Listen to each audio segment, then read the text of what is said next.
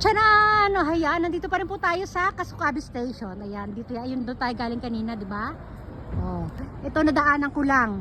Parang ang ganda dito pagkagabi. Ayan, pwedeng mag-upo-upo dyan. Isa siyang, para siyang garden. Garden nga siya. Ayan, o, tambayan, o, di ba? May mga halaman at may mga upuan doon, o. Pwede siyang dating spot, o, di ba? Sa mga magde-date diyan at taga rito sa Kasukabe Station. O, dito na, pwede na kayo dito, o. O, upo-upo lang kayo diyan, o. O, di ba? Ayan, nakikita niyo yung halaman na yun sa taas, yung mga kahoy na dry. Nakikita niyo dry sa taas na yun, o. Hindi po yan ano, buhay pa po yung mga yan. Humihinga pa sila. May season talaga na namumulaklak yung mga yan. Violet ang mga bulaklak po niyan. O, di ba? Yung paligid ang ganda, di ba? O. Wala, nakakatuwa lang. Ayan.